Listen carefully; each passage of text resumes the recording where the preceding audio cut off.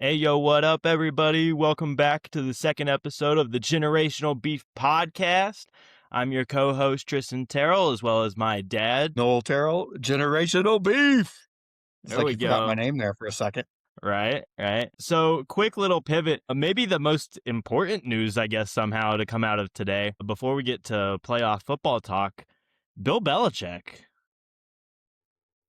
I've been working all day. I don't know what we're talking about. Wow. So, as many people probably know, during the NFL honors every year, they announce the new Hall of Fame class.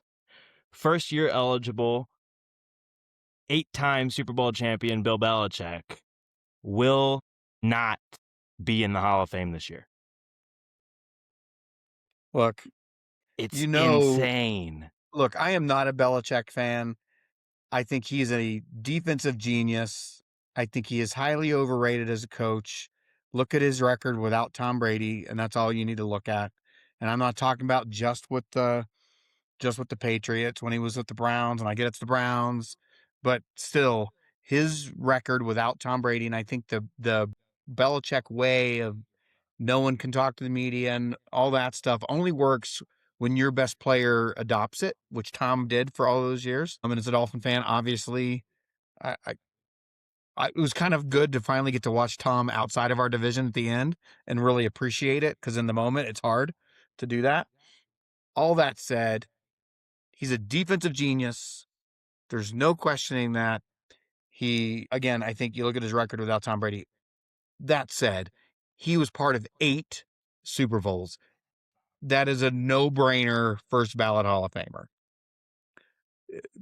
Whether you were a head coach or just a DC, if he had just been a DC, you're a first ballot Hall of Famer. If you were just a DC and you win 4, I mean, that's a ton. But I think that goes to show you what I'm saying. No one likes the guy. He's not likable. Right. There was and that goes, like, his players didn't care for him. I think it's changed a little bit now. I don't think he's quite the same person he was then. He's also not winning. Look what he did this year in college. It was hard program to win with, but yeah. I mean, sure, but he got a lot of players he shouldn't have gotten either. That's true. And a lot of pub you shouldn't have gotten, which leads you to be able to do a little bit more. They were absolutely atrocious. I don't think I expected them to be good. I didn't expect them to look like that, right? But look, like I said, I think he's overrated for a variety of reasons. Not as a defensive mind. I think he's overrated as a head coach. But you can't he was still part of 8 Super Bowls, 6 of them as a head coach. That's a first ballot Hall of Famer all day. Yeah, it's insane. There have been a bunch of people coming out, obviously. J.J. Watt tweeted and said something to the effect of, man, this must be a fake Hall of Fame. Like, this can't actually be the NFL Hall of Fame. What do you have to do to get in if you're a coach? No, literally. I mean, literally. Only Don Shula has more wins by, like, 14. No, it's more than that. It's more than that. When you combine regular season and playoffs, it's like I think 347 to 333 or something. Right, but regular season, that. I think he's still 40 or 50 off, possibly. But yeah, because I think Shula was at 360, and I think he's just over 300. It wasn't quite 360 because I think regular season and playoffs total, he's in the. He's still got a ways to go when you're just looking at regular Sure. season. Obviously, with all the deep playoff runs they had when Brady was there, that adds a lot to it. So it probably is about 14 off. But all that said, it doesn't even matter. If he was part of 8 Super Bowl winning teams with really good defense to elite, which he was, that alone to me is a first ballot Hall of Famer. Yeah. No, it's actually insane. And they asked Bill about it, or tried to. ESPN did. I read an article. ESPN tried to ask Bill Belichick. He declined to comment on it. There are several people they've talked to close to him, though, that say that he does genuinely believe, that it's political, that there's no... Yeah, people don't like him. Right. He's not a likable guy. Obviously, it has nothing to do with accolades because there's zero argument there, even if you want to devalue him 2 things in a little that bit. are a blight on the NFL today. That's one, which I didn't know about till you just told me. The other one, I know it's obvious. How the hell is Shedeur Sanders going to the Pro Bowl? How many people, first of all, declined to go? You know my All opinion of on the them. Pro Bowl anyway. All They of should them. never play the game. It should just be an honorary post anyway. So if you're the top vote getters, you should still be it because there should not be a game played. It's always been a terrible game. I don't think flag football made it any better. It's always been a terrible game because no one wants to get hurt. No one's really playing defense. You can't blitz. You can't do any of the things that makes the game good Well, and anyway. it's not the NBA All-Star game either, where there's at least, like, the benefit of it being a break in the middle of the season, like, it's at the end of the Yeah, year where yeah. I nobody mean, cares anymore. Everybody wants to go on vacation. Like, let but the them check fact that out. now he's in it and Yeah. Trevor Lawrence isn't, like, it's ridiculous. Yeah, Like, and I and don't know who everybody's saying, "Well, you decides can't these take it away things. from him." Yeah, I can. Yeah, yeah, you can. He Yeah, had you 7 can. touchdown passes. He had 10, interceptions and 1,500 yards right there about. And how many starts was it? Was it 9? I think he made 8. It was 8. I think he made And here's 7 why. appearances, but he actually started, like, 5, I did look I think. something up that I found interesting, right? Because people are saying, well, he's a transcendent player. Some people, not everybody are saying that. You Sure. got this, like, you've got this group that no matter what he does is going to think he's the next coming, right? And you've got everybody else with eyes. And so what I find interesting about it is I went and compared his stats today with that of the rookie season of Sam Darnold. Oh, I Sam mean, Darnold it played couldn't 5 be more close. games. Sam Darnold played 5 more games than Shedeur, so to put that out there. He doubled his yards and not double the games. He Right. had 17 touchdowns and he had 15 picks. No one was saying Sam that he Darnold should to have be been a in the Pro Pro Bowl. Bowler. In fact, after that season, even after that season, people were saying he might be already a bust, right? And so, and I get that Shedeur didn't end up being a first round pick. And at a 5th round pick, that's not a bad stat line. It's not. But it's not a Pro Bowl stat line. And he is on a terrible team because that's the other excuse I saw all over the place today was, but he was on a terrible team. So was Sam Okay, Darnold, I was gonna say if your argument for Shedeur Sanders being in the Pro Bowl is that he's on a terrible team, then you might as well just give Myles Garrett MVP. Like, which my okay. opinion on that. Right, right, but that's my point, is like, We'll get into NFL honors later. yeah, yeah, yeah, for sure. All But right. it's insane to me, even more so than the Shedeur thing, but insane to me that Bill Belichick isn't in the Hall of Fame. No, the Bill Belichick is a way bigger deal. I don't care Yeah. about the Pro Bowl anyway. Well, and that's the other thing too, is on the Shedeur point. That's why I've been saying for the longest time that Pro Bowlers don't matter. It's really about All Pro that matters. That has validity. But if you're looking at somebody's career accolades and somebody starts to bring up, oh, they were a 7-time Pro Bowler, I'm like, shut up. I don't care. Do not The care. NFL is in danger of having the Pro Bowl become a lesser version of the All-Star game, which is almost unwatchable anymore to me. But I would say it already is. I mean, I would say that the NBA All-Star Game of All-Star games is the best one in pro sports. I think hockey has made a comeback in recent time, and that ratings could would say potentially. opposite. The ratings do not back that up. There's a But reason I they think keep the moving ratings of all formats, of and them they are. can't get anybody to watch it. Sure, but I think the ratings of all of them are bad. Like, nobody Yeah, but cares bad about All-Star ratings for games. the Period. NFL are better ratings than anybody else. I mean, I'm We'd have sure to that. compare them at some point. I don't want to get into Right. it right I, now, I'm but sure there are probably more people that have watched the Pro Bowl than the All-Star game, but it's as a percentage, I would yeah, sure. assume Yeah, that's fine. Um, All-Star is okay, on to slightly Denver. higher.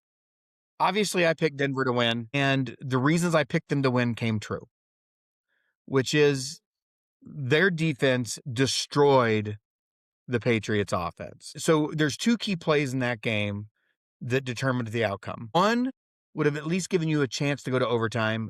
One lost you the game. And I'm not a one play loses you a game guy, but this is the key.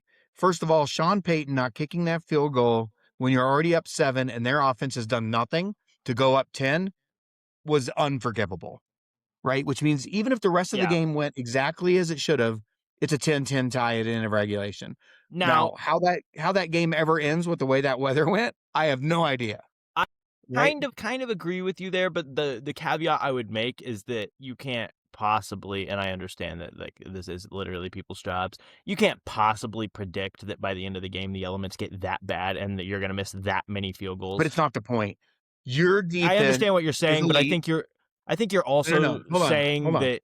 you don't know that you get another chance to get that deep with this offense, so you gotta You wouldn't go. have needed it. I mean, in this They scenario, you scored still one would have at touchdown. some This point brings because me it to would the have been a second tie hold on. game.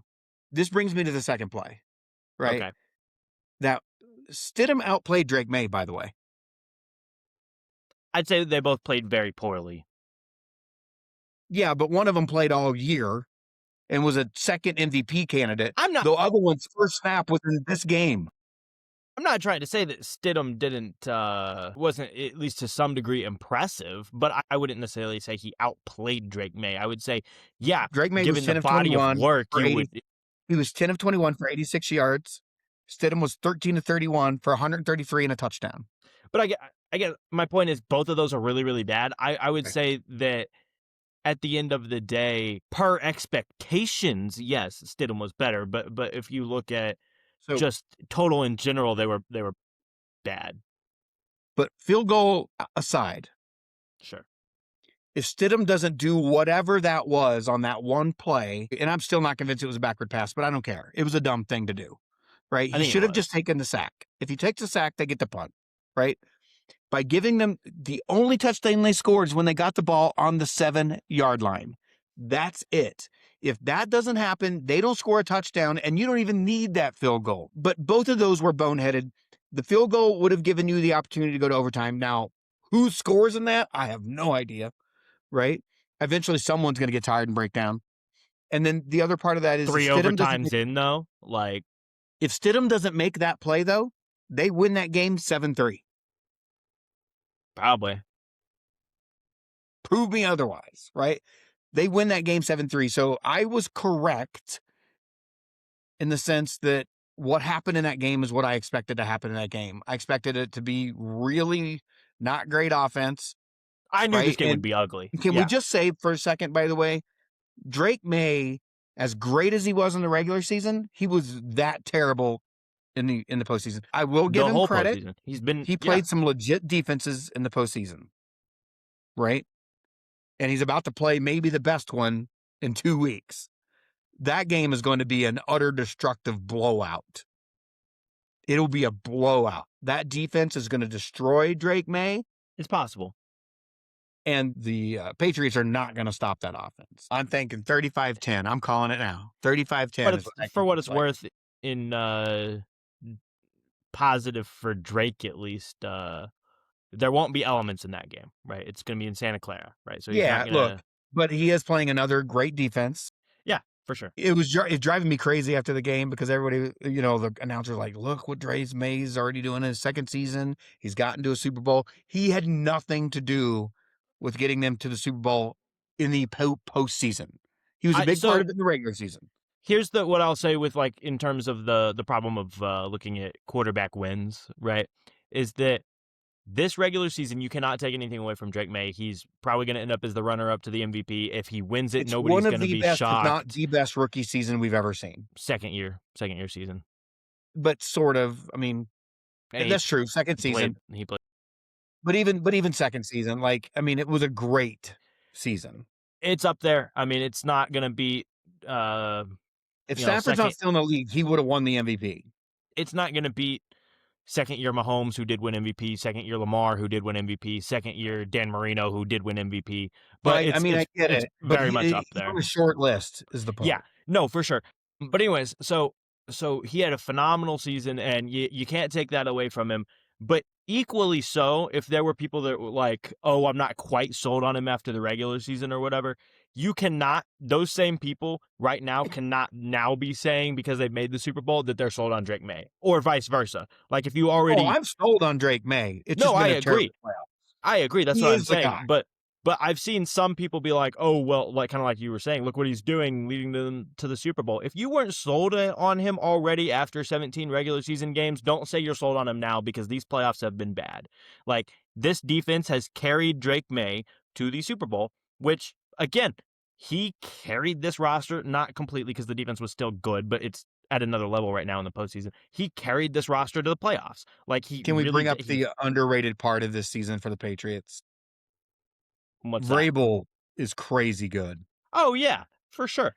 I would say, and like you said, His we'll only get in problem with the Titans, they overachieved while he was there.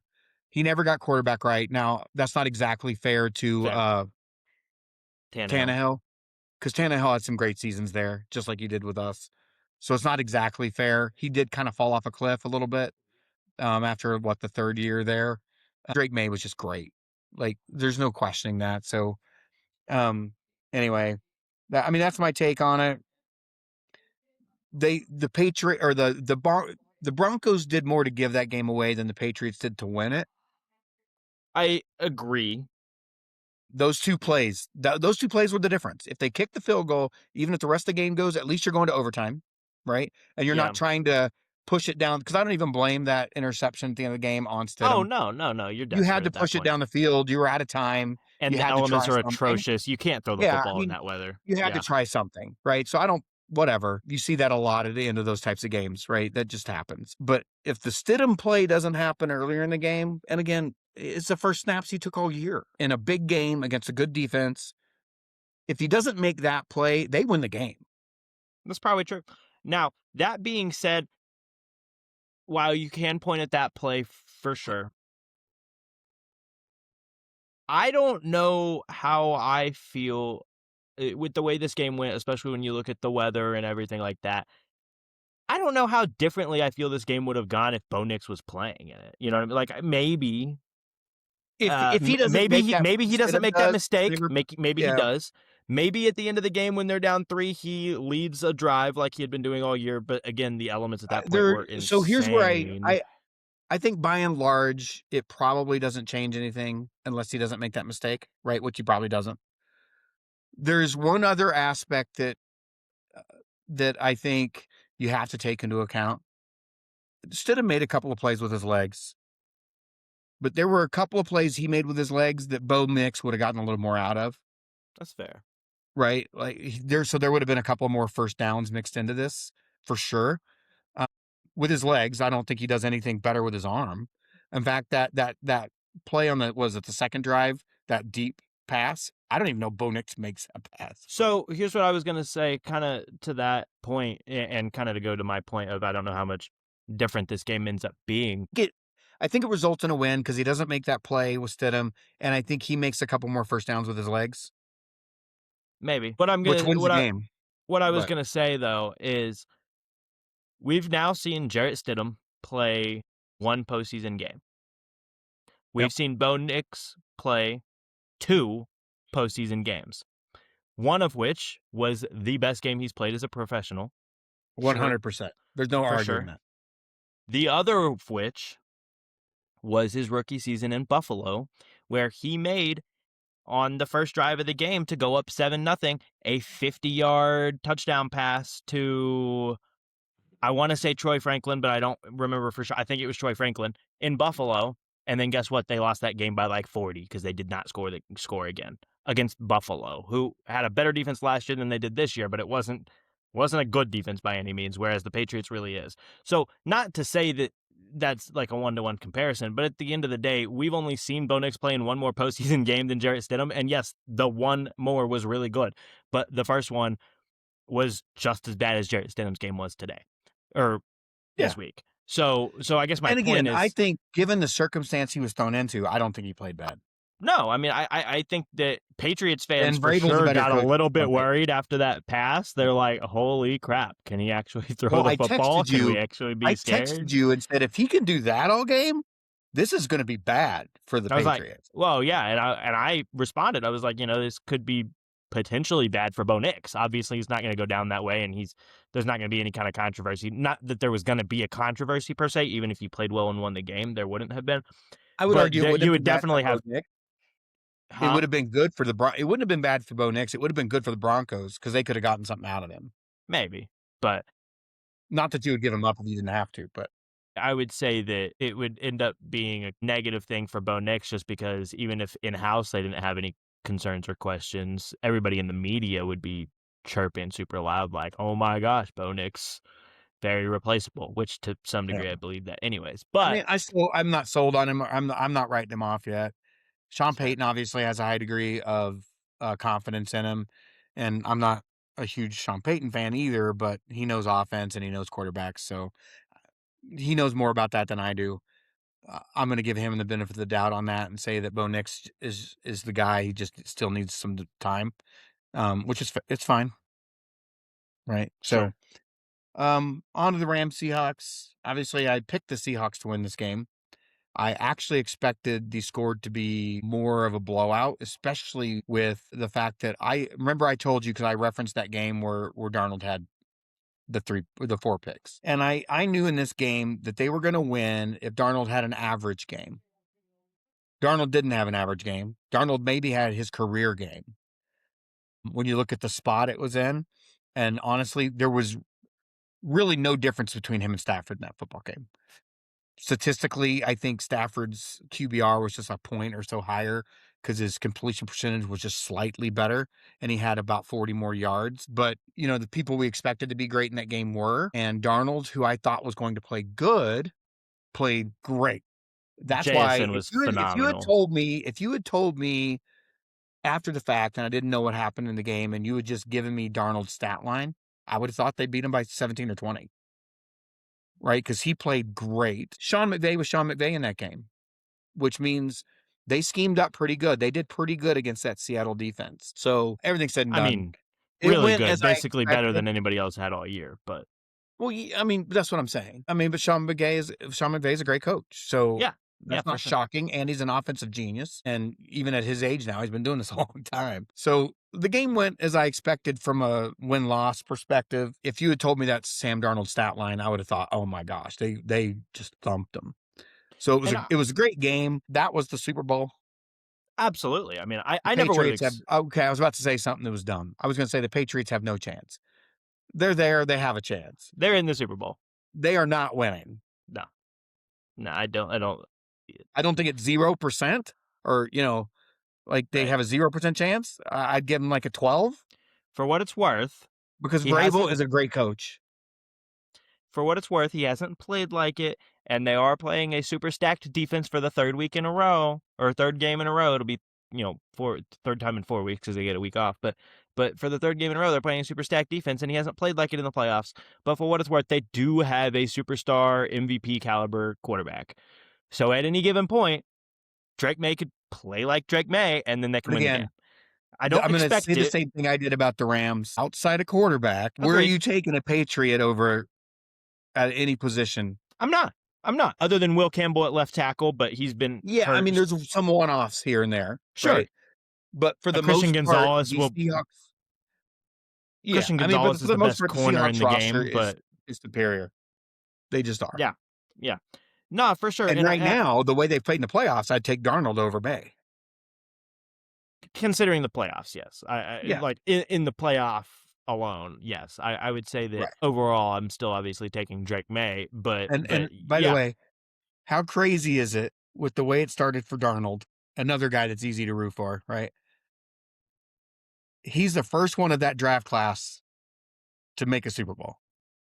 it's That's hard kind of for crazy. me. It's hard for me to root for only because of that one wacko they got over there at Fox Sports that loves to hate on Baker and loves to love Sam Darnold, and so Talking it's been about a Cohn, storyline. he doesn't hate on Baker anymore. He doesn't anymore. He's come around a bit, but I'm saying like their entire careers He's going a back West to Coast college. guy. I know, but Darnold played at USC. That's who he he hated is. on Baker and he loved Sam Darnold, and I'm just for that. I've always held my personal resentment, not resentment, but like I want obviously Baker to succeed more than Sam Darnold, and I would say at this point it's pretty hard to argue that you wouldn't take Sam Darnold over Baker Mayfield at the NFL level, which does kind of suck as an OU fan.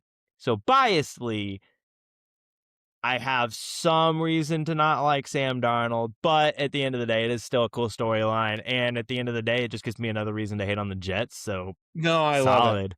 Love it. Love What it. was Hate it? on the So Jets. I saw something. What was it? One of it was, I think I sent you this clip from that Brandon Benchwarmer guy today. Oh, yeah. Did you see it? No, I did not. But He was doing a thing and it was like this, it was a Jets fan, like woke up from a coma or something. He was doing one of his skits Okay. And he was like, it's like someone was asking him, what's the worst case scenario for a Super Bowl that you could think of right now? And he would be like, well, I guess the Patriots being back after, 4-13 the last 2 years and them being back in the Super Bowl already would be terrible. And he goes, what else? What's like the other worst thing you could think of? And he's like, well, the Seahawks, because, Arnold's on that team and we let him go and we can't get quarterback right. And he's like, that's it. That's exactly the Super Bowl. And like, it's like, it was funny. It's funny. I like that Right, guy. right. Yeah, no, Anyway, for sure. it was pretty creative. It was pretty funny. As you kind of brought up, this right there makes this an absolutely terrible situation for me because why the hell are the Patriots already back in the freaking Super Bowl? Like, it took them 5 years. It took them 5 years between Brady to Darnold, or Brady to Drake May, and they're already back in the Super Bowl, and no, they're probably not going to win it, but oh my gosh, if they do. Look, here's the problem. And this is where I don't want to get off on a Dolphins tangent right now. They don't deserve it. No, they do not. They do not deserve the airtime. But what drives me crazy about this, and I think I told you this before the season, right? If Vrabel gets it done this year, and I don't mean get to the Super Bowl, I just meant the playoffs, for God's sakes. Certainly not winning the I division, expected them to make the playoffs. I didn't right? expect them to win the division. Now they're contending for the division, which they won it, and you still have Josh Allen in the division. Does it even matter over the next 5 years what we do? I don't know. Well, Nope. on that note, we might as well go to coaches then. Yeah, yeah. Okay, so let's go to coaches and So my MVP, I don't even think this is a topic. I mean, it's going to be well, hold Stafford. on. It should be Stafford. Let's go because you started there for a second. Let's go to the coaching first. Let's go to the coaches real quick. Okay. So I will give you my take on the coach. I know that it's questionable for people, and I get that. This is one of the toughest years to me to protect this reward. You had so many great coaching jobs. I'm not a Shanahan fan. Um, for a variety of reasons. Tom Brady got a ring because of him, and that drives me nuts. If he just ran the ball a little bit in the second half, Tom Brady doesn't have time to come back in that game. And he was the offensive coordinator in Atlanta, obviously. So I still hold that against him. This was his best coaching job ever. Vrabel, crazy good. It's continuing to be true now. Again, I don't think they necessarily won because of him. I know they didn't because of him or Drake May in that game. It was more about Sean Payton and Stiddy giving it away, but whatever. Mike McDonald, hard to argue that too. He's in the Super Bowl, but this is a regular season award. I would say both Ben of them, Johnson. if you had considered it extending it into the postseason, then that's 1A, 1B who wins it. But it's a regular season Yeah, I award, like you mean, said. so, and then of course Ben Johnson. I don't like the way they won this year, but that's a hard thing to do in Chicago, and I think they're only going to go up. To me, I went this direction because my coach of the year is Liam Cohen. I've said that for about a month, and here's why. Duval. Duval. That was funny. Anyway, um, and the reason I say him is, Ben Johnson came in with a guy that everybody thought was a transcendent player and probably is. We saw him make two of the best throws I've ever seen in the playoff history Insane. for Caleb. I wish he could play all game that way, and maybe he will at some point. Mike McDonald, obviously, what that team has done. I mean, he brought in a guy that won 14 games a year before, and he did it again. So Darnold's part of that. He was part of bringing him there, right? But to me, it's Liam. And the reason it's Liam is this Lawrence's fifth year? Yeah. Yeah. Yeah. Basically, everybody had, for the most part, had already written him off as a bust. You can't fix him. He's not good in the league. He has flashes, but then he makes these total boneheaded plays. But as an offensive guy, it wasn't just the offense. That defense was great this year. Trevor Lawrence, especially over about the last 8 weeks, if he played like that from week one, he would have been in that MVP conversation. I think he was a top 5 in the MVP conversation. No, he He wasn't. just got cut out, right? But he was close. Yeah. So all of that said, it's a tough, tough year to pick this reward. But that's why I would go with Liam. You have resurrected, right? It's kind of a rare situation where you have a guy that everybody thought was so good, like they did Trevor, right? Who actually gets a chance at redemption at the team that drafted him because you brought in the right coach at the right time, right? You also see, and I think a large part of this was the injury bug that plagued the Bucks this year, but that offense wasn't the same without him either, right? And so I think his introduction was a little awkward, but I think everybody's forgotten about that if you live in Duval, because it was just a great season for them. And so I'm picking Everybody Liam. outside of Duval will never forget, though. Right. I am picking Liam, but there's no wrong answer. They were all elite. And by the way, Vrabel, McDonald, Ben Johnson, Liam Cohen shows you what you can do when you get the damn coach right. These guys are setting a new standard for turning franchises around. Absolutely, and They just are. on that point, in Now, recent in times, fairness, they all had a franchise quarterback in place, or at least someone you thought was. Although that's why I'm going with Liam. Everybody had kind of started to write Trevor off. right. I will say, though, too, I think that it is valuable to point out the fact that, like you said, getting the right guy really matters. And for a while there, especially because of like the way that the league has been going and how important vitally the quarterback position is, and nobody's ever going to argue that, but especially if you have a young quarterback, everybody is always so concerned about getting the flashy offensive coach. And while, yes, more successful coaches in the league are still offensive coaches, it is really more so just about getting the right guy. And Mike McDonald and Mike Vrabel, the two Super Bowl coaches right now, definitely exemplify that really, really well. Neither of them obviously are offensive guys. They're both defensive guys. That they're just the right guy. And on top of that, made sure they got the right guy at OC. And they're young Sam Darnold, but young into being really, really good. Their young quarterbacks are flourishing and the teams are great around them. So you don't even necessarily, the priority should not be, let me get the hot offensive name. The priority needs to be get the right guy. And obviously it's easier said than done, but all And four of those teams have done that. what's interesting about McDonald and Vrabel, right? What's very interesting to me is it wasn't the traditional way an offense or defensive coach does it. Those offenses were explosive all year. Look at the numbers JSN put up, right? Look at the numbers that Drake May put up. Like, these were explosive offenses. These weren't let's run it, play action, a little bit of pass, and then play great defense. They were, in charge of both offenses were elite during the regular season, right? The Seahawks have maintained that into the postseason. But I mean, that's what's also interesting, and that goes back to your point of getting the right guy, right? Like, you got to get it right. Yeah, and I agree that, like you said, the offenses have been explosive. And so, like I'm saying, you got to make sure you get the right OC. Fortunately for Mike Vrabel, the pick was easy because he's got a guy that he knows has experience winning multiple Super Bowls, coaching alongside one of the greatest offensive minds in the history of the sport, right? So he learned a lot from Tom, as we kind of have talked about. And now I you do can think kind of what's help interesting, share that with Drake May. And so it's very valuable there. And then with Mike McDonald, Clint Kubiak's just one of the best OCs in the league right now. And I am absolutely floored that he hasn't gotten a head coaching offer with all the vacancies that have gotten filled. It doesn't make sense to me right now. someone's got to scoop the guy up. But anyways, so All right, my next pick, award. my pick is, and man, it's brutally tough, as you laid out for every reason. It's so hard to pick between all these super deserving guys. It feels like somehow every single year, Coach of the Year gets tougher and tougher, and it's like the most highly competitive award in the league every single year, and it's crazy. To me, it's got to be Shanahan. It kind of just feels like Eric Spoelstra in a way, where like Eric Spoelstra is just widely viewed as like the best coach in the league, and with Shanahan, he's been viewed as one of, not the I best, but mean, one of he the he has some rings, but okay.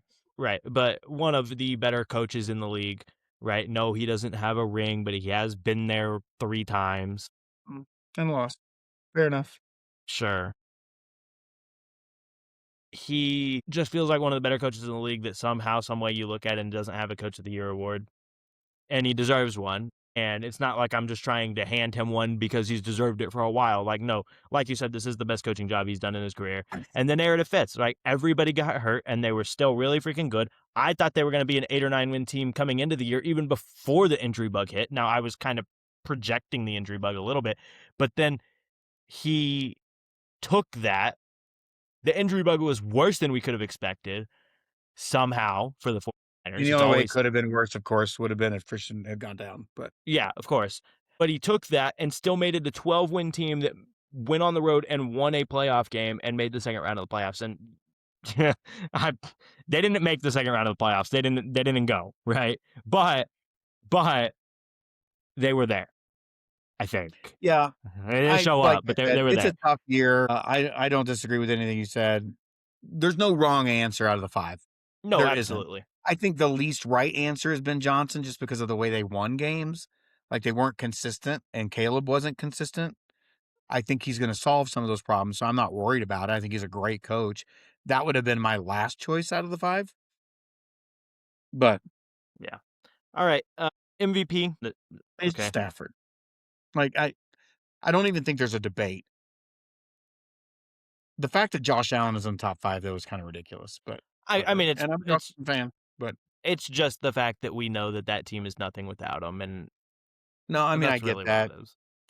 I think Drake May is the runner-up, but I don't No, yeah, for particularly sure. think that this ends up being close. I think that everything other than counting stats of touchdown to interception ratio makes it very, very close. And I think that all analytics actually do point to Drake May. I do believe that Stafford's going to win it, and that barely is my pick. But it's not because of the touchdown to interception ratio. It's not because of any of the fact that he's got a much tougher schedule than Drake May, because Drake May just went through the He did gauntlet in the playoffs and is in the Super Bowl, in the right? playoffs, but that's the regular season award, No, and for their sure. regular season schedule was bad. Yes. However, what ultimately does it for me, and I think if this wasn't the case, I would have leaned Drake May actually. What ultimately does it for me is the fact that we walked into this season and Matthew Stafford didn't. Like, he couldn't even hardly walk in preseason. Like, that was the reports. Like, he wasn't practicing. His back was in shambles. Nobody knew if he was even going to play, much less be any good. And now he's leading one of the best teams in the league that was statistically the best offense in football. And he threw 40 touchdowns and just made it look like nothing all year. And it was effortless. And yeah, he had a couple really bad games. The Falcons game was bad. The Panthers game was bad. But other than that, played close to flawless football for 15 games. And again, we walked into the season not even knowing if he was going to play. And then he's the third oldest quarterback in the league. Well, I mean, I guess 4 if you count Phillip Rivers, but third oldest quarterback in the league behind Aaron Rodgers and Joe Flacco. And he looked like he was 30. And it Okay. was phenomenal. So, but DPOY, yeah, I'm shout gonna out to let you Drake go May. first because I already know your answer, and then I'll give you mine. I mean, if it's anything other than Myles Garrett, it's just wrong, and he's going to win it by a landslide, and he deserves to. There's a difference between the MVP and the Defensive Player of the Year, right?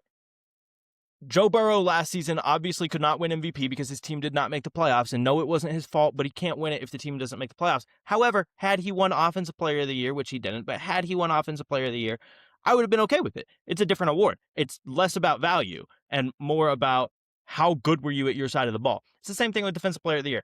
For me, it's Myles Garrett because he just affected so many good things.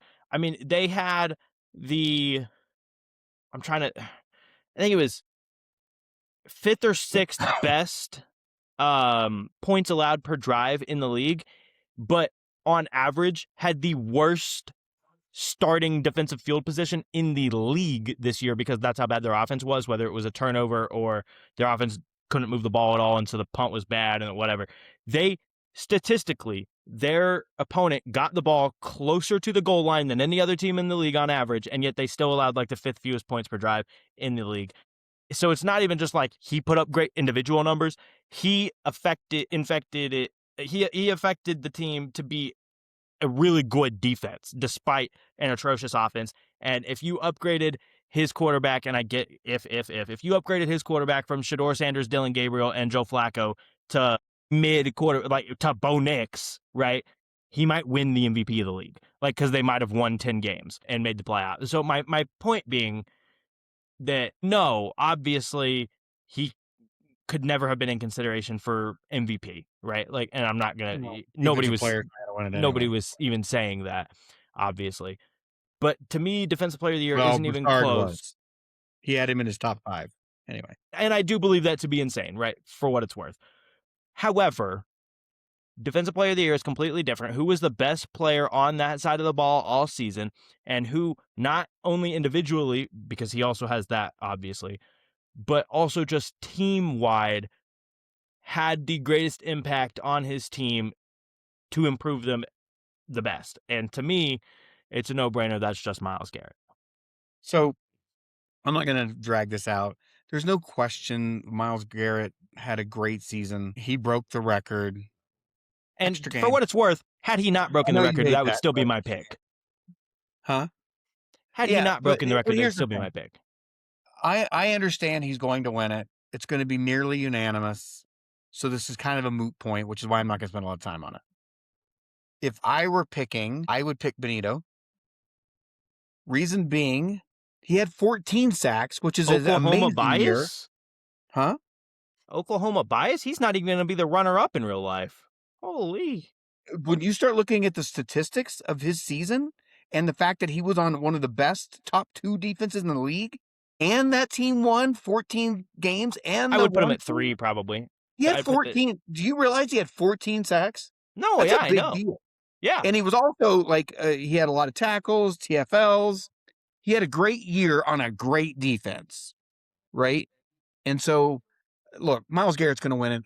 I'm just saying, I could make a case for him. I also considered Will Anderson because of how great that He's going to be defense the was. actual runner-up. And that's where I thought you were going to go. But he had 6 or 7 sacks, so he was right. He had half the sacks of Benito. Not taking anything away from him, he also had a great season. But I could argue, but again, Denver was the 1 seed. Their defense carried them all year, right? At least until the playoffs. CJ had a really good run on offense, right? So that's enough for me. I'm just saying that I get what Myles Garrett did. But they won what, 4 games, 5 games? And Number would have been 0 if he wasn't not there. to take anything away from him, they played 6 games against some really bad offenses this season. Even the Will Bengals Anderson offense wasn't good. The Pittsburgh had offense 12 was sacks this terrible. year, by the way. Huh? What? Will Anderson had 12 sacks. Okay. But Benito had 14 and won more games and didn't have an offense to go with him for the most part. Well, neither did Will Anderson. Their offense is not good either. No, during the regular season, especially down the 8-game win streak, CJ Stroud played good. Hey, I mean, he played He had well, an but offense. nah.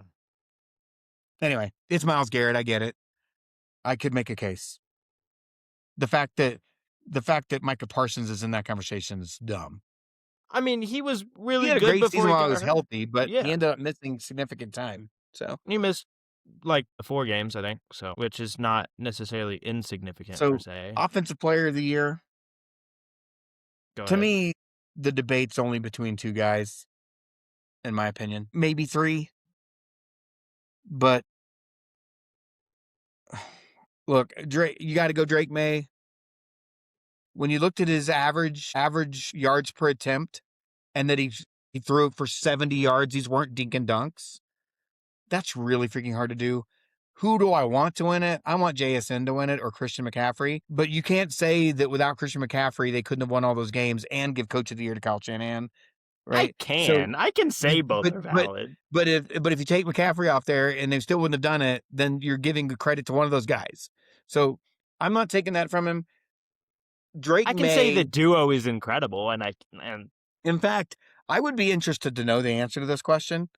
I'm not sure that you've ever had a guy that's been at 70%, because that's a really rare number anyway, right? With that yards per attempt ever. well, and not just yards That's per a big attempt, deal. just average depth of target. And they won 14 games. I mean, Yeah. he's a quarterback. He's going to win the award. This is the one award that's not like super quarterback pilled all the time. Like there's a real chance.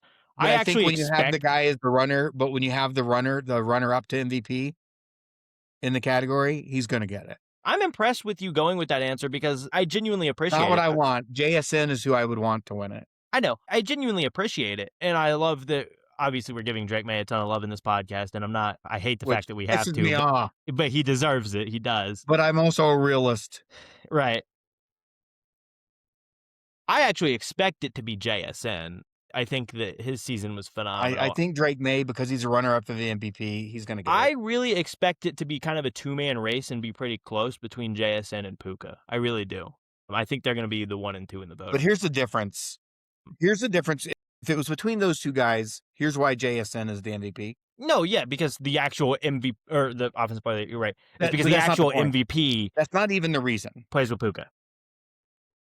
Puka or Matthew Stafford has been the quarterback for arguably 3 of the best wide receiver seasons in the history of football.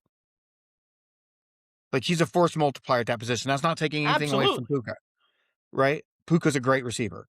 JSN, and this is not a knock on Sam Darnold, and it's going to sound like it. He did this with Sam Darnold. He But does it's not not have Matthew Matthew Stafford. Yeah. Yeah. right? And so, to me, if you're between those two guys, there's no question it's JSN. I agree to that. Unfortunately for those two guys, I believe because Drake May was runner-up to MVP, and some people would vote for him, I don't think it's going to be unanimous, that he's going to fall back to that position and he's going to get it. That's just my That's opinion. fair. Now, like I said, I do expect it to actually be JSN that wins it. My pick I hope so, is, but I don't think that's what's going to happen. right, my pick is Christian McCaffrey.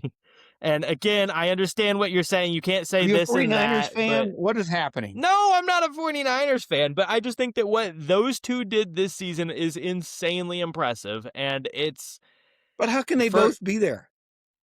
because I believe that they make each other better. Kyle Shanahan couldn't have done this year what he did without Christian McCaffrey. I don't think that anybody's trying to argue that, but it doesn't make what Kyle Shanahan did any less impressive, right? Obviously, Mike Vrabel couldn't have done what he did this year without Drake May. Duh. So it doesn't make what Mike Vrabel did any less impressive. My point being is that I also believe, for what it's worth, that in a very bad situation with a great talent, that Kyle Shanahan did optimize Christian McCaffrey, right? Like he couldn't have done what he did this year without Christian McCaffrey, but Christian McCaffrey also was put in the best possible situation with the current scenario to succeed because of Kyle Shanahan and the way that the offense was called. And so I do genuinely believe that they just fed off of each other. And I just believe that in my mind, they can both win it. And so to me, it's a real toss-up to me who the single most valuable offensive piece that isn't a quarterback was this season between JSN and Christian McCaffrey, but I lean Christian McCaffrey just because while JSN does not have Matthew Stafford, he did still have 17 games of Sam Darnold, which is much better than 8 games of Brock Purdy and 9 games of Mac Jones. Okay. I'm going to say one more thing about this and we can move on. McCaffrey, as good as he was this year, and he was great. I'm not arguing that. He only averaged 3.8 yards. It's not a running back award. I don't care about the yards per carry. It's an offensive player. I know. There was one point, like 13 weeks into the season, he was leading the league in receptions. Here's the reason he won't get it. Oh, I know he won't get it. First of all, it's a really tough year. It's a really tough year for it. Absolutely. Second, there's another award with his name all over it, and he's going to get that. That one's really tough, too. I don't think it is. It's really tough, We'll talk about it in a minute. All right, a Rookie of the Year, Offensive Rookie of the Year. You want me to go or you want to go? I'll go just because this is the most underwhelming one, obviously. I think that it is, but I think there's a clear choice. Somehow, some way, with like 6 games, Tyler Shuck is going to find his way into the conversation. He shouldn't win it, and I hope he doesn't. If he does, there's no point. Like, just call it Rookie Quarterback of the Year. Great. He did, but he played like 5 or 6 games. I'm not going to... It was more than that. No, I mean... I think it was about mid-season that they benched Rattler. Maybe, but anyways. And man, I'll tell you what, though, this is a side note. Okay. Kellen Moore's legit. Oh, yeah. That team has got no talent on it, and they fought their ass off all season.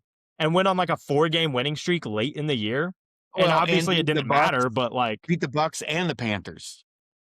and the I mean, Falcons. 3, yeah, 8, and 9 teams that tied for 3 ways for the division lead, and yeah, they beat all 3 of them that in like a 5-week stretch.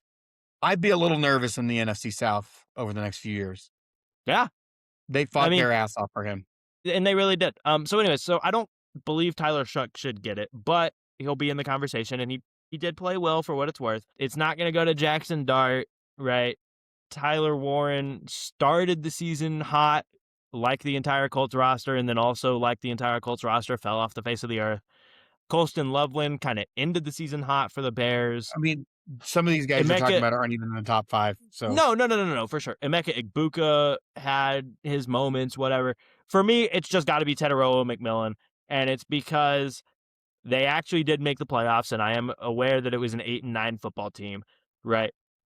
But the only life that they had offensively in the passing game was him, right? Like, their run game was good, but the only offensive life they had in the passing game this year was him. Bryce Young did have a couple good games, but it all spurred around Tet just being worth a top 10 pick. And he was really, really good this year. And the value's there. I don't see any way it can be anybody other than him, I mean, I really. agree. That's who you should go with. I just wanted to make the tangent argument that Shug played really good. Chuck No, he played really did, good. but I'm going to be upset because he did only play, at most, it was like half the season. He did only play half the season Yeah, for a I don't team think that wasn't relevant even a little bit. No, but I think he had a winning record, which is It was interesting. pretty close. It was pretty close, yeah. But it should not go to him. And kind of like you said at this point with MVP, like, it's a quarterback award. I do believe that somebody else could win it if the situation was right. If they give this award to Tyler Shuck, I will just be like, okay, it's best rookie quarterback, and it shouldn't be. It's never So been that. I don't expect it to be that, but no, I agree. That's why I think it's going to be he 10, played and I 11 think it games. deserves to be. He played 11 games. How many of them did he start? I assume 11 games. That's what the stat is. It's game started. Oh, I okay. knew it was He a lot started earlier in the 11 games. season. Now, Yeah, he was at 7.6%. Yards weren't great, 2384, but again, he had no weapons. He was 10-6, intercepted to interception ratio or touchdown to interception ratio. yeah. Rating was 91.3. Doesn't have his win-loss record. I mean, It probably wasn't if positive. he started 11 games, it was Yeah, not. there's no way it was positive, but anyway. No, he played in 11 games. He started in 9 and Okay. did go 5-4 in those starts. So he was above 500. Yeah. Anyway, we're in agreement on that. So defensive rookie of the year. So it is actually closer than I thought because since he only started 9 games, he did go 5-4. Like, I'll give him credit. I'll give him a little bit of credit. Especially But with 3 of those it's just gonna wins being against division opponents. I'm still gonna go with Tet. But That's fair. Shuck. Defensive rookie of the year. There's several good picks. The linebacker for the Browns, I'm blanking on his name right off the top of my head right now, but he was really good. I mean, the Browns kind of killed their draft this year for as bad of a season as they had and whatever. And Dylan Gabriel and Shedeur Sanders were both atrocious picks. But other than that, like, defensively, they killed the draft. They had a really good draft. To be But to fair, I me, don't know if Shedeur a bad pick in the 5th round. nah, sure. I think he causes you more headache than positive. I mean, that's probably true, But you're right. In terms of a player prospect, it's not a bad pick in the 5th round.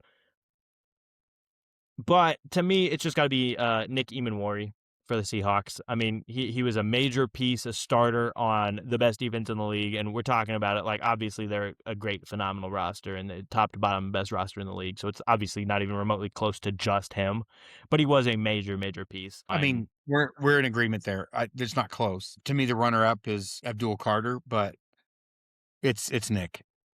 He had his moments. Abdul Carter definitely did. Yeah, but it's Nick. Carson Schwetzinger is the other guy I was thinking of, the linebacker for the Browns. Played really, really well. He had like the most tackles in a rookie season by a player in like 12 or 15 years, something like that. Like he was really, really good. But my pick is going to be Nicky Minmori just because, like I said, Yeah. I there's mean, so many. I think that's really the only right answer. So comeback player of the year is next. Is that the only one we got left? I think, yeah. And then assistant coach of the year. Assistant coach of the year is interesting. It's not that interesting. There's really only one right answer there too. But all right, first I think comeback player of the year. This is Christian McCaffrey's reward. After last season, I didn't think he was going to play again. And if sure. he did, he would just be in and out of the lineup all the time. The fact that he carried the load for the 49ers all year, I don't see how you can pick any of the other I guys in do the top agree 5. with that statement. I think that Aiden Hutchinson obviously has an argument. I think that By his standards, it was a down year. sure. I I do think he think only had 7 sacks total. that and I know you're gonna hate this, but Dak has a claim No, he doesn't. that he That's had a good ridiculous. season individually, statistically. He had a good What season. was his He did. win-loss record? Nah, sure, right, but their defense is the worst in the league. This is his career. He No, he is he is the Mike McDaniel and Tua of the NFC East and the Dallas Cowboys, which is they can beat teams without winning records, but they can't beat good teams. for what it's worth, I'm not saying it should be him. I'm just putting out other notable There's candidates. only one right answer. It's Christian McCaffrey, I agree. It's got to be Christian McCaffrey. He was really, really good. which is why I don't give him the other award too. But Yeah, but let him just take the whole trophy case. You know what I mean? Just whatever. Give him the MVP while you're so at it. I did say there was no real debate in the assistant coach. It's really two people to me. There's some names Brian out there. Flores, they didn't win enough games. That's ridiculous. Vic Fangio, their defense looked good quite a bit. Their defense was like one of the best in the league, and their offense was atrocious. Yeah, the problem is, understand, but Denver wasn't far from that, and Joseph's defense was better, right? Agreed.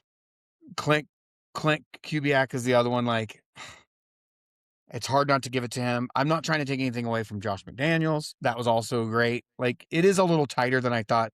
Vic Fangio and Brian Flores aren't even in the conversation, in my opinion. I understand why they're there, but I see I your think it's point. probably time to give Vance Joseph some credit, more than he probably gets in some circles. I'd probably give it to him. There are several teams that were looking at him as a head coach possibility. So Yeah, I mean, it's him or Clint. I could go either way, and I wouldn't be I'm gonna upset go with about it. Clint Kubiak. I just think that this entire team's resurgence has been phenomenal, and I believe that they do have a good offense on paper. You know, like the 2A, 2B receiver in JSN, a solid enough running game, a pretty good offensive line, and an above average quarterback. But none of what I just said screams top 3 offense in football, which they had. So to me, Clint Well, Kubiak's a big piece of that. And but again, I think part of that we're starting. they are very talented offensively, but they're not top 3 in the league talented offensively. No, And but I think what we're starting to it was see, especially, and we'll phenomenal see what the coaching. Super Bowl. But I think what we're starting to see, and we'll see what the Super Bowl does.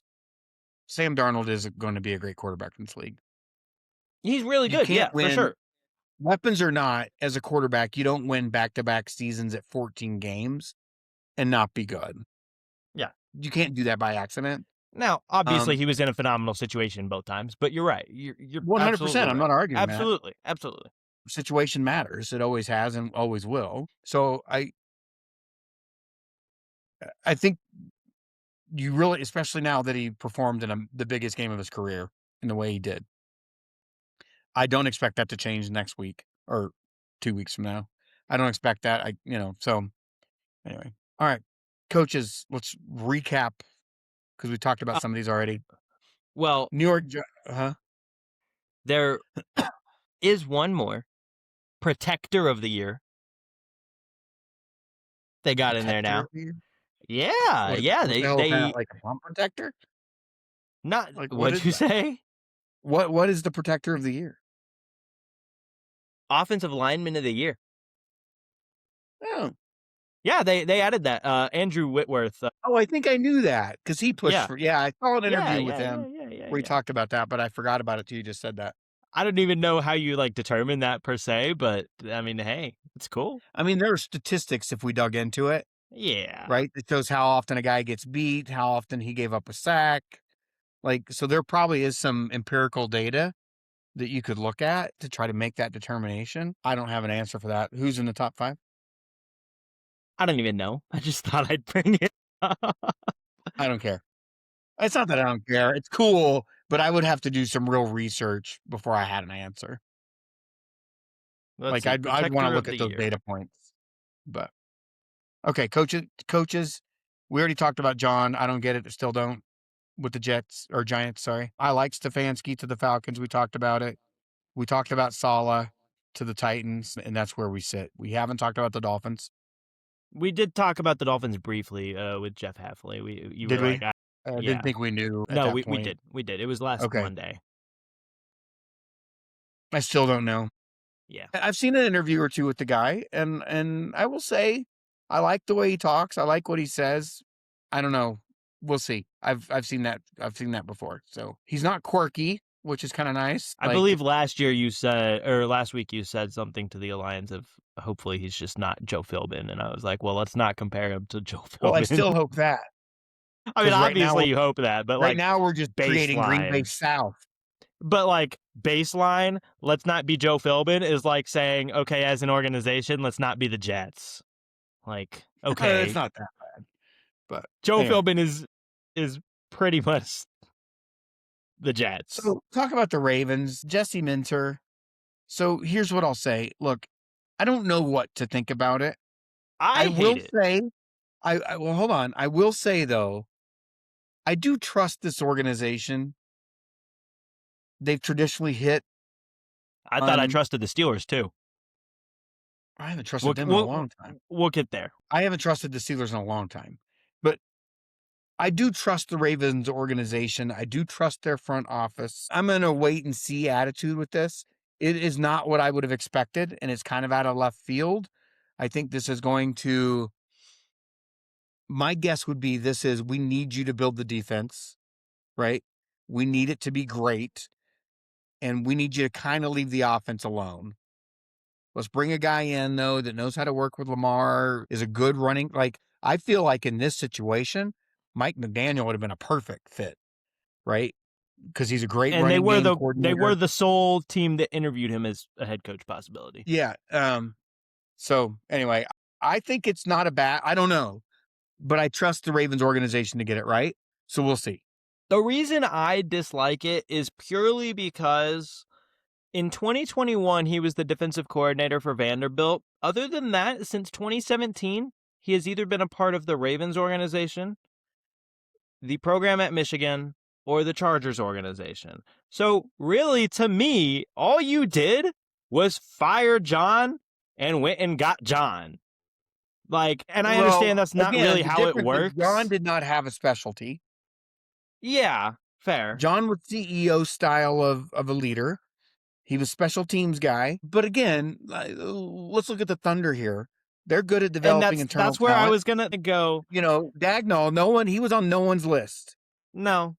right? And look what he just did. So I'm not suggesting that's what's going to happen here. I don't know if it's good or not, but I do trust the front office with the Ravens. And for what it's worth, They have been really good for a long time.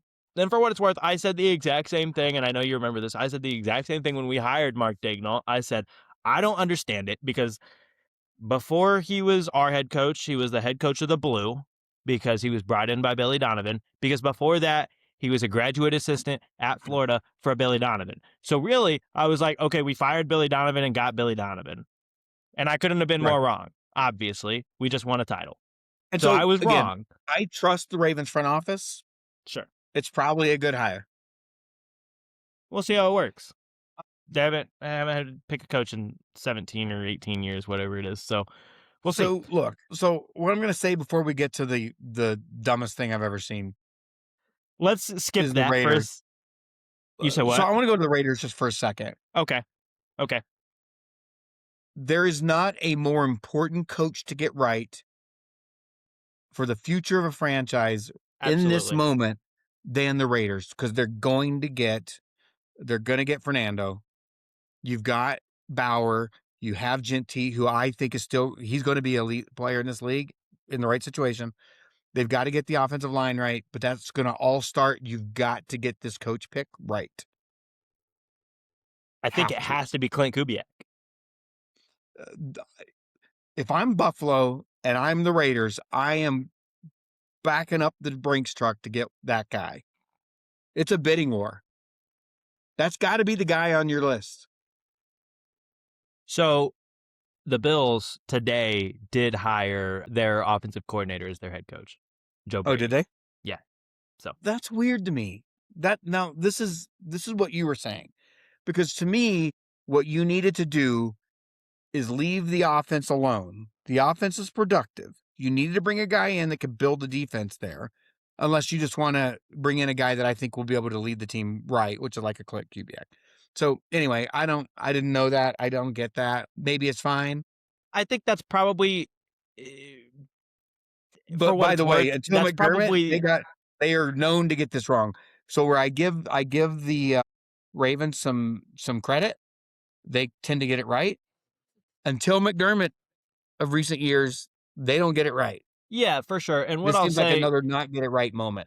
what I'll say though is that probably seems like their best attempt. That keyword attempt seems like their best attempt to leave the offense alone. Is like, okay, we're just I going to know, but the promote the problem with that is, OC, leave the are you offense alone, and saying, let him go get a defensive coordinator. fine, but are you saying that now you think if you do this, you must think this guy is better than McDermott? No, I don't know one way or the other that he is, or if I he's know you worse, or don't. I'm I saying don't that's what the know. organization is saying. Sure. Yeah. I Maybe don't they're know that right. it. Maybe they're right. Maybe But they they are. don't have a history of getting this right. No, I hope they're not Until right. McDermott, who they just fired. Yeah. Right? Yeah. So let's go to the Steelers. For an organization that traditionally has been run so well and traditionally is very stable and makes good, solid choices and honestly takes chances on young guys, right? That's what Cowher was when he came in. That not as young as Tomlin, but that's what Tomlin was when he came in, and then they gave him a chance to succeed.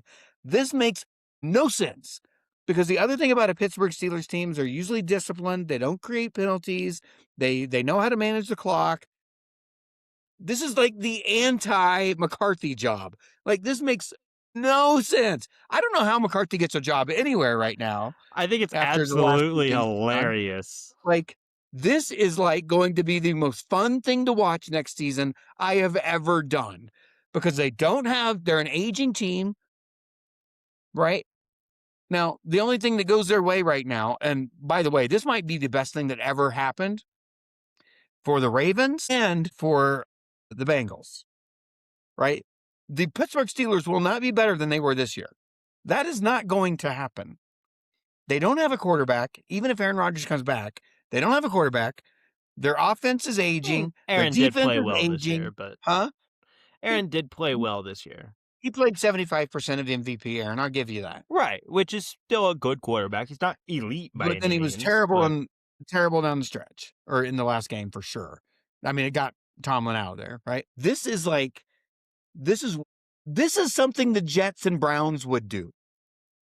This is not supposed to be something the Pittsburgh Steelers would do. And, I have been on the Tomlin needs to go train for about 3 years, because that's not what the Pittsburgh Steelers organization is about. They're not about going, 10-7 or 9-8. That's not what they're about. And that's what Tomlin's tenure was the last 8 years, right? Since their last playoff win.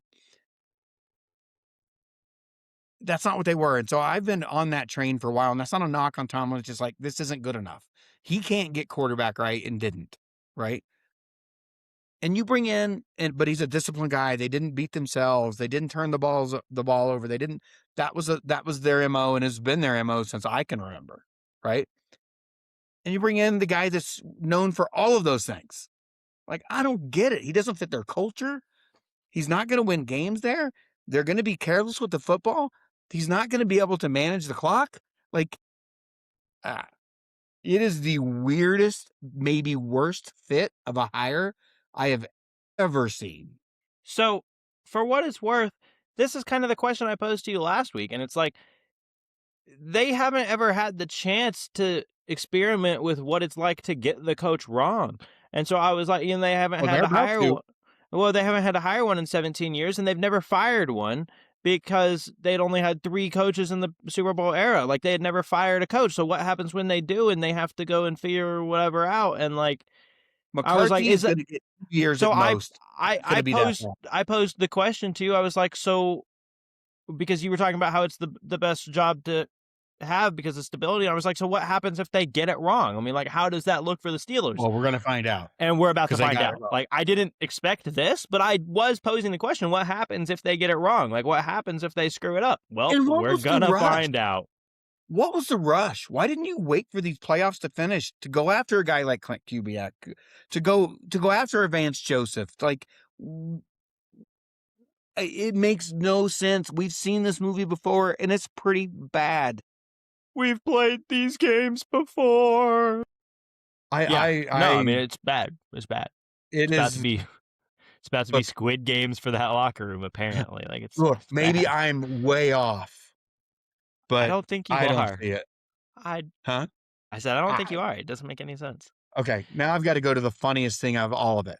Okay. What does it say for an NFL franchise that has interviewed 3 head coach opportunities and they all have backed out? The Browns have had 3 of their candidates back out. They don't want to coach there. McDaniel was one of them. He said, "Nope, yeah, I'm going to go to be an OC at the Chargers." I mean, that's not They've had shocking. Nobody wants that job. Why would you? It's still an NFL head coach job. I agree, and I believe if Some of you're these a guys guy have that never had a chance. I understand why McDaniel wants to kind of recoup some rep, right? It makes yeah. perfect sense for him to go there. He will get another opportunity if that offense is successful, and it should be, right? I get that. But some of the I can't remember the other 2 guys' names. They haven't been a head coach. Like, this is an opportunity for them, right? And I get it's a terrible opportunity on paper right now, but you at least still have an elite defense. You have an elite defensive player. You're going to be able to get rid of Watson here soon. They just need to cut him and cut losses, I mean, they've already said that he's gonna play next year. Or maybe not which is play, but he's the gonna be on most the ridiculous roster. thing. He has not played good football in 5 years. He's a It's terrible football crazy to think like, about that, but it really has been that long, but I which is mean, look, insane. all that stuff that off the field happened to him. We had this conversation at the time because I remember you can't know what to expect now because something like that changes you mentally, right? And he just doesn't have that drive anymore, and it comes out on a football field, and it's been terrible. Now, maybe a full year off and a full year of rehab, maybe that does something. But you know what? I wouldn't be shocked if the reason because they've already stated that. I wouldn't be shocked that that's why guys are backing out. Like, I don't want to coach that guy. I mean, it's But definitely possible. what is still shocking is by the logic of yeah, but it's the Browns. Then that would mean that the Jets and the Browns could never hire a football coach. Like, it's still an opportunity to coach an NFL team. And if you have a lot of faith in your abilities, it's shocking to me that 3 candidates have backed out of that. It's still an NFL job, right? At the highest level. And again, if you believe in what you can bring to that team, you think you can turn it around, right? And so it's just crazy. I agree. It's a terrible job for an NFL head coach job, but it's still an NFL head coach job. Yeah, it is kind of wild that, like, nobody. And for what it's worth, Right. one other thing I was thinking, and it's absolutely atrocious as an organizational decision if this is what it has anything to do with. But I was thinking about it, and I didn't really think about it till just a couple minutes ago. But is there some kind of world to push it down the road, the stopgap, and to cover up with maybe cover another a bullet wound with a band-aid for another year, whatever? Is the entire reason that the Steelers hired Mike McCarthy to convince Aaron Rodgers to stay?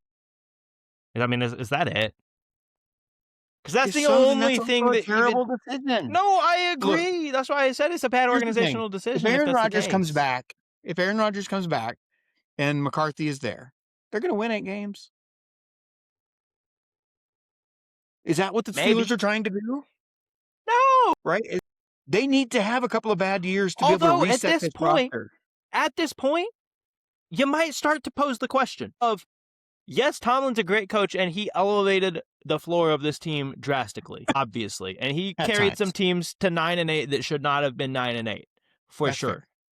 But at some point, especially with a move like this, you have to start posing the question, that as great of an organization as we look at them to be, at some point, you've got to start posing the question, is it just an organizational culture thing that at this point they've shifted to where that is their primary focus, even if it's subconscious? No, I don't Like, believe that.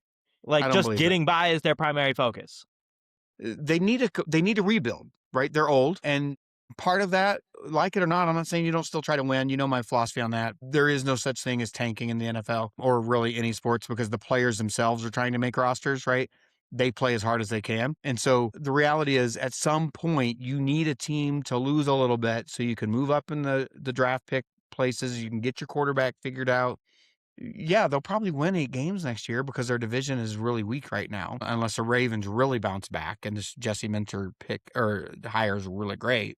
I mean, it's not like their roster isn't in a place they could bounce back really quick. They can, obviously.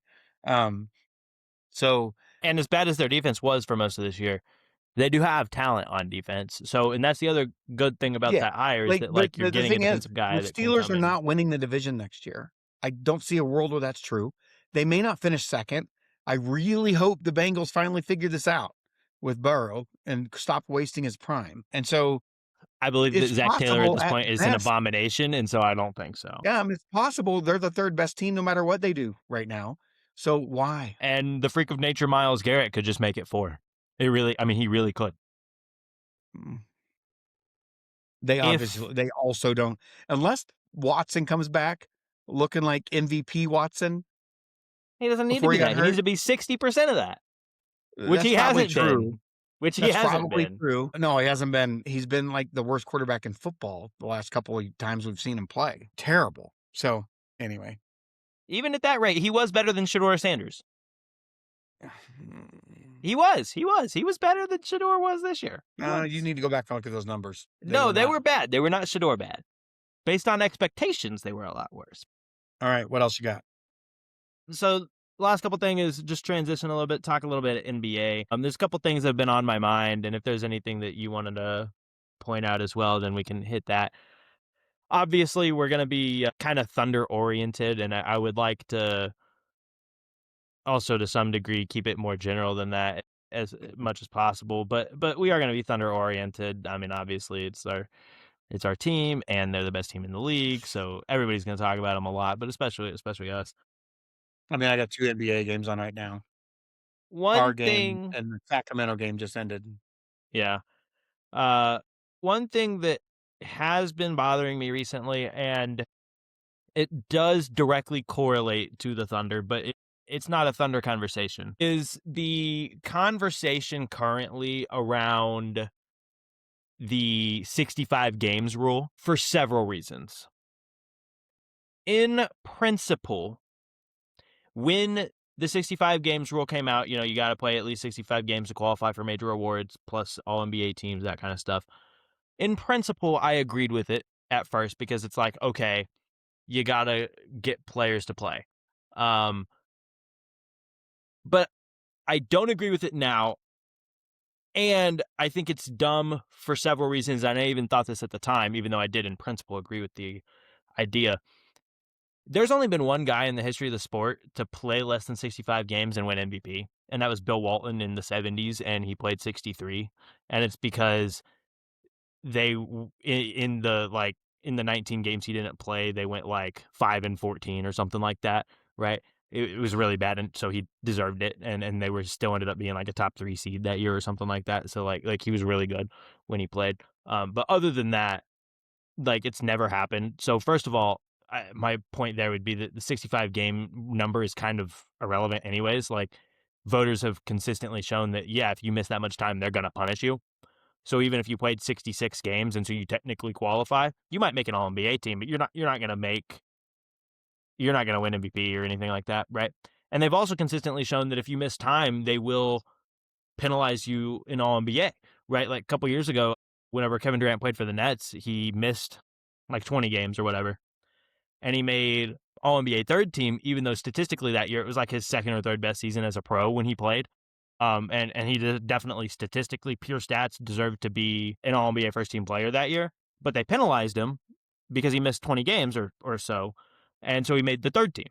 And they've done that to LeBron a couple times too, where it's deserved that you don't make first or second team because you didn't play enough games. But when you were on the court, you were still that good, right? So for the most part, the the voters, you know, use that into consideration in general, even without the rule. So I thought that the 65 game number was kind of dumb anyways. I thought maybe it should be a little bit higher. But another thing we've kind of seen recently is because of that rule, there have been players that rule was kind of made to deal with like load management and that kind of thing. But we've seen players that have had like real injuries at this point that because of that rule have like pushed themselves to play when they shouldn't have and then gotten hurt worse. And so I think that's kind of a problem. But the one thing that really has been bugging me specifically is because people have been talking about it a ton since Jokic got hurt. And do not get me wrong. Before Jokic got hurt, yes, he was running away with the MVP award because as great of a season as Shea was having, that statistically, even with like the little bit of downslide, has been even better and more efficient than he was last year. And we're just as good of a team, right? We were it has been a little bit disappointing because we were on pace to be one of the best, if not the best team ever. And it's been a downslide a little bit, but we're still on pace to be just as good of a team as we were last year. But Jokic was running away with the award because he was going to end up being the 2 or 3 seed and not, All right, where are you going? the 5 seed. And he was averaging a 30-point triple double that was more efficient than we've ever seen ever. He was insane. If he had played the whole season, he was going to run away with it. At this point, even if the 65 game rule didn't exist, with as much time as he's missed, he wasn't going to win the award anyways, even if that rule didn't exist. And people are acting like, I've seen a bunch of people recently talk about, like, because of this rule, Shea's going to win MVP again, and that kind of sucks because he probably doesn't deserve it. Like, I need you to chill out because they've made it expressly clear, the voters have, for a long, long time. Even if this rule didn't exist, Jokic was not going to win MVP this season because you missed 20 games. Okay, Then you missed I 20 got you. games, and that So hurts your value. here's the thing. Here's the thing. This rule has nothing to do with anything other than the fact that the NBA is hemorrhaging viewers, right? And part of that reason is obviously this is one of our generational beefs, right? Load management is the most ridiculous thing I've ever seen. These guys are making millions of dollars, right? Your elite players are making $50 million a year, right? You serve at a high-end restaurant, correct? You go in there tomorrow and you work a day and you're like, man, what are they paying you an hour, by the way? Because you make tips, right? So it's like $2.30, 213. something. Sorry, 213. And you say, I can't work back-to-back days. Oh, do you have something on? No, I'm tired. What the hell? It's the stupidest thing I've ever seen. LeBron's played 82 games once in his career. Michael did it 10 times. Like this is ridiculous. It's bad for the game. We've talked about this before. It's expensive to go to games, right? We've been to a lot of games. We've been to a lot of different arenas. We've been from Sacramento to the Pelicans, right? We've been all over. It's expensive to do this stuff. And if you're a family and you've got a couple of kids and they really like to go see those things and you can only afford one game a year and you go to that game where all the starters are not playing or all the superstars are not playing, it's a negative experience. And then the same thing on TV, it's the same thing, right? So that's the first thing. Now, I'm comfortable if you want to say if a guy misses 10 games in a season and it's not due to injury, they don't qualify for the awards. If it's due to injury, fine. Take that off. I don't care, right? If it's an actual injury. But this load management BS is eventually going to turn into a situation where these guys aren't going to get paid like this anymore because if the viewers keep dropping, these contracts don't keep going up at some point, right? Because if it's not profitable, it's not profitable. And so I think that's the first thing I would say. The second thing I would say, and then we can stop talking about this because it just pisses me off. The Shea thing, we've had this discussion for those of you in the audience with generational beef. Obviously, as a Thunder fan, I love SGA. He's not the best player in the league. He's a transcendent player, and he's going to do something this season that no player's ever done, and that is the consecutive 20-point games. And that's just crazy to think that a guy like Michael didn't do it, Kobe didn't do it, LeBron didn't come close to doing it. Beating Like a Wilt Chamberlain record in Wilt the year of Chamberlain scoring record, 2026 is absurd. Wilt Chamberlain scoring record is asinine. And so he is an elite player, right? Watch this. He's going to go lose it on Thursday now. There's been a couple of games recently that had me a little nervous about it. That's fair. But even then, right, he already broke the other two records getting there as far as second and third place, right? All of that said, Jokic is the best player in basketball. He's a generational talent, which is crazy because he doesn't look like he should be. He does things on a basketball court we've never seen out of that position at the level that he does it. And so, I think he's the as best much as all-around offensive player ever. I mean, he's the best passing big man we've ever seen. He's one of the best shooters we've ever seen at the position. His footwork for a guy his size that doesn't look like he has a 2-inch vertical is crazy what he does. And so there's just no question and questioning about it that he is currently the best player in the league. I think Shea's too, right? But just that Denver team, we've had this discussion too, which is our team is still a contender if you take Shea off of it. We're not as good, right? We're We're not a probably not contender. We winning a might title. be a playoff team. If We're not a if contender. The if offense Jay is terrible. well well, and part of that is J-Dub hasn't bounced back and now he's out hurt again. He hasn't quite bounced back from that injury yet, so hopefully that happens because he's an elite offensive player when he's good, when he's fine. And so we haven't seen that yet this season. We started to see some flashes of it before he got hurt again. So we'll see. You take Jokic off that team, do they win 20 games? Well, for what it's worth, and it's small sample size, for what it's worth, since he got hurt, they're 8-5. So that also hurts his Look, case even if he were to come back tomorrow.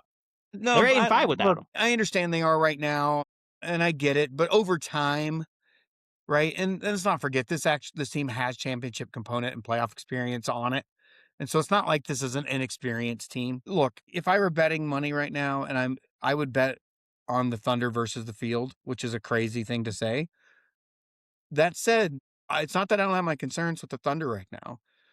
The injury bug is real with them, and it's a problem, especially for a younger team. You know, Hartenstein hasn't played in a month and a half. Caruso's missed some time periodically. You know, J Dub being out again. Jay Will, who's an underrated part of that team, especially when we play guys we need to put multiple bodies on a big guy.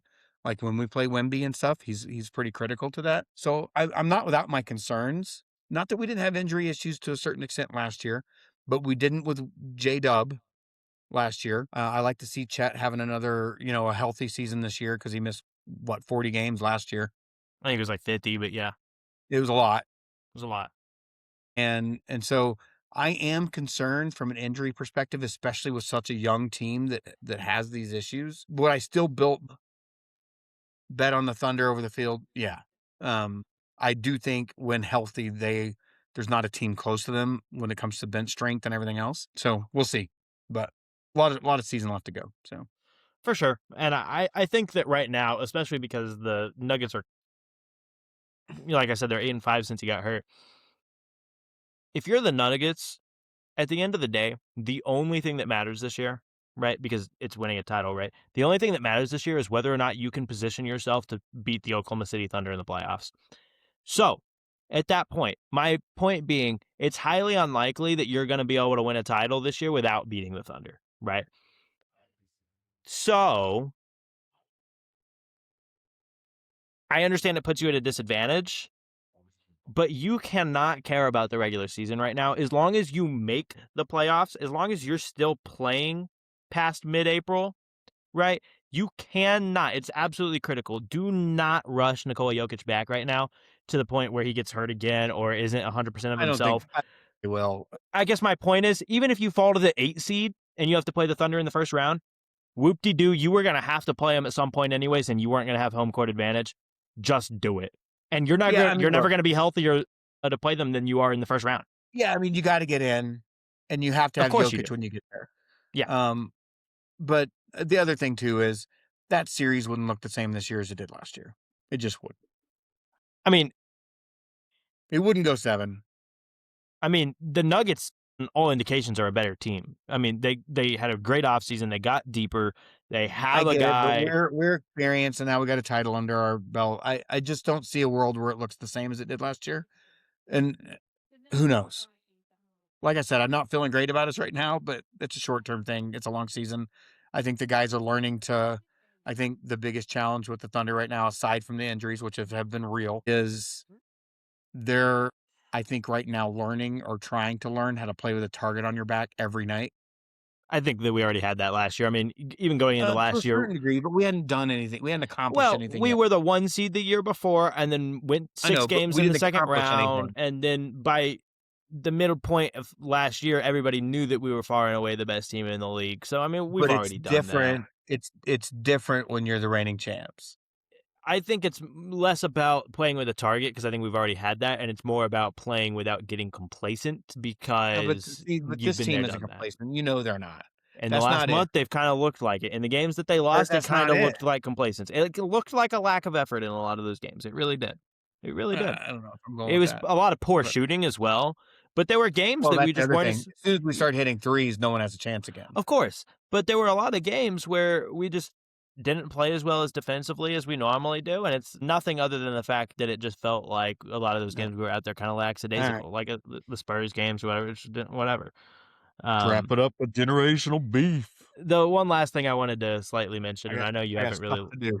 yeah, I know you haven't really looked at it a ton, but the All-Star starters were, announced, and there were people complaining about the fact that like Steph is a starter over Anthony Edwards. Anthony Edwards is having a career year and basically in every statistical measure is better than Steph this year. And I all mean, those but this statements is are a true. popularity contest. It always has been. It doesn't Well, matter. and that's the thing is that the fans have 50% of the vote, and then 25% goes to the players, Did 25% Chet goes get to the in media. as a starter? Because he should be. No, of course not.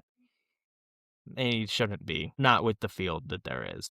Well, who are you putting in? I mean, who it is?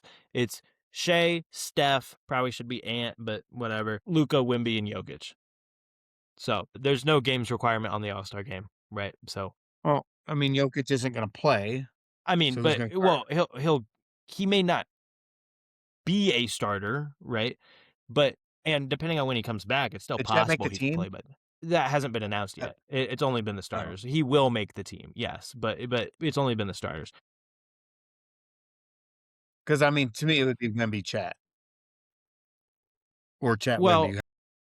they're also doing it different because the All-Stars are being picked East-West, but then after that, they're being split up into 2, Yeah, US no doubt. teams and 1 I don't international even know how team. we're talking about this. This whole thing is so irrelevant. It's so bad. Anyways, my whole point was just that there have been people that because Steph got it over Ant and whatever have been like, uh, we should, give the fans less power and whatever.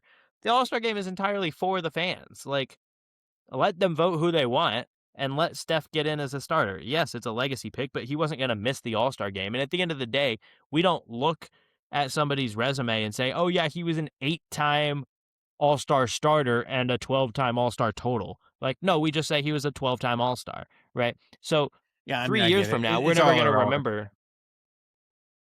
Yeah, It's all but 3 irrelevant. years from now, we're never going to Even remember the that dunk contest is irrelevant now because what's his face isn't going to do it.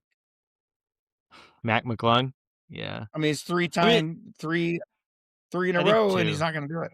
Was it 3 in No, a row? it's I thought it 3. was 2. It's a Oh, record okay. 3 in a row, and he's not going to do it this year. So Which, I mean, you do you. anyway, It's been irrelevant for a all long right, time. Nobody really cares, but all right. That's all we got. We probably get generational beef.